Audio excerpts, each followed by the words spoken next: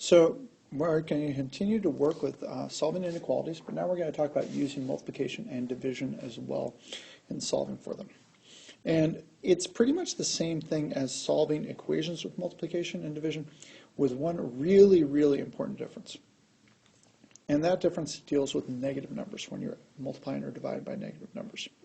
So I'm just going to read this off. It says here, the multiplication property of inequalities states that multiplying each side of an inequality by a positive number produces an equivalent inequality. So the example is here. K divided by 8 is greater than or equal to negative 5. If we were to solve that, we'd multiply both sides by 8, and we'd end up with K is greater than or equal to negative 40. So that's fine. And then you should probably check the answer by plugging in a value. If K is 0, that would be greater than or equal to negative 40. 0 divided by 8 is 0. 0 is greater than negative 5, so that's correct. So now, the thing is, though, is if you are multiplying each side of an inequality by a negative number, you've got to then reverse the direction of the inequality symbols. That will then produce an equivalent inequality. So the example is here. K divided by negative 8 is greater than or equal to negative 5. So we're going to multiply both sides by negative 8, but when we do that, we end up with K is less than or equal to 40.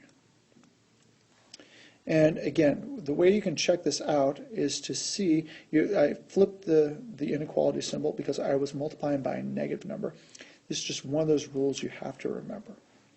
And it's just if you do it with a negative number. If it's a positive number, you leave it alone.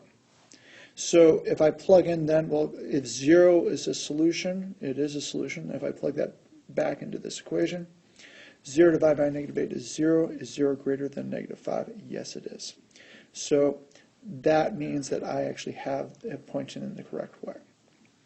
So now we're going to move on here. The division works the same way.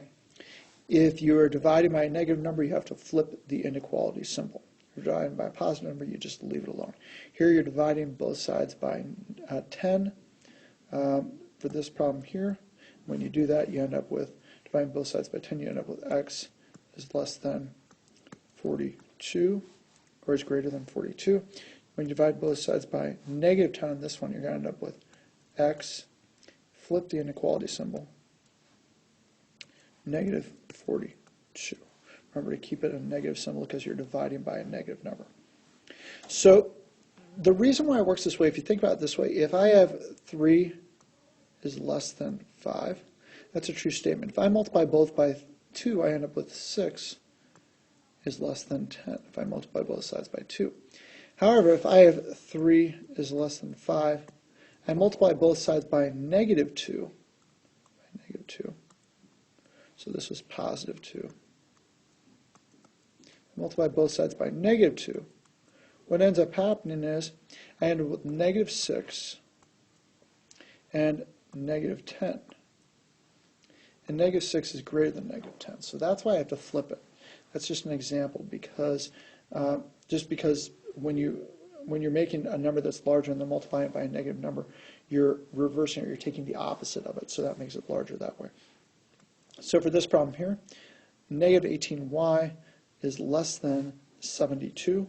It's going to be a negative answer, don't forget that, because it's dividing by a negative number, so it's going to be y is greater than, I need to flip the inequality symbol because I'm going to be dividing by negative 18. Dividing both sides by negative 18.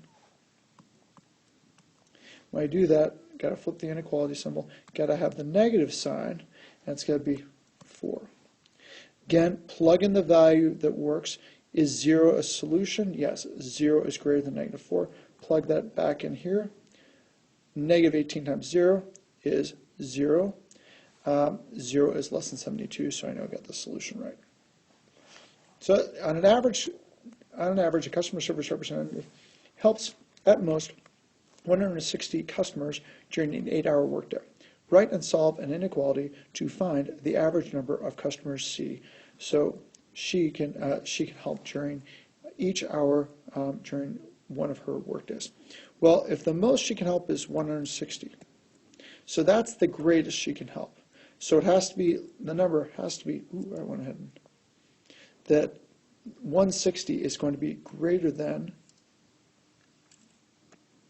or equal to whatever the value is. So it's going to be 8 times C, because if she works an 8-hour day.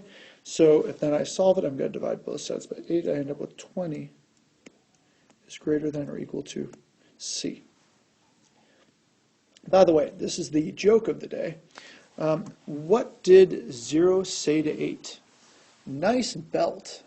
And you should remember that. So moving on to this next one here.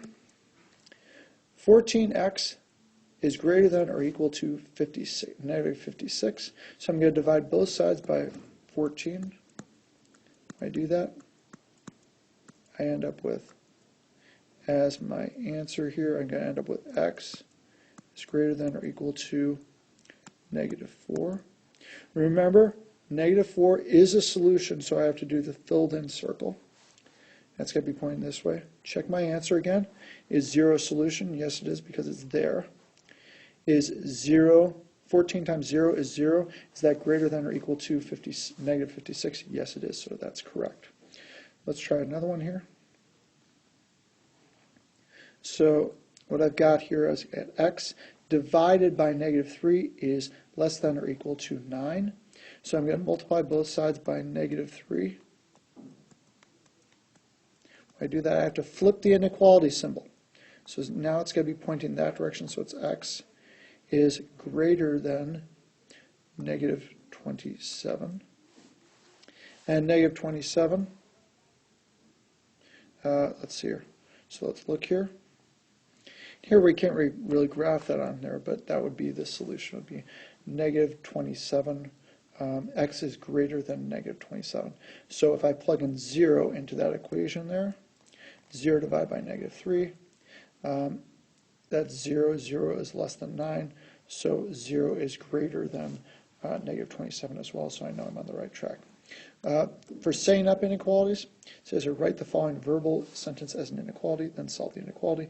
6 times a number, I'm just going to do 6 times p, is no more, so it's less than, or equal to negative 96. I divide both sides by 6, I end up with, when I divide that again, I end up with 16. So that's my solution to the inequality. Just really clearly here for this, as an example, if I were to solve this inequality, it would be y is greater than 9. If I were to solve the second inequality, it would be y is greater than negative 9. If I were to solve this inequality, it would be y is less than negative 9. Because I have to flip the inequality symbol, and it's negative because I'm dividing by a negative number. For this last one, it's going to be y is less than 9, because it's a negative divided by a negative. Last problem here. Sometimes you can have 2 inequalities for the same, you want the values of x to make 2 inequalities true. We're going to deal with this next time, but that's something to keep in mind. So we'll go ahead and deal with that next time.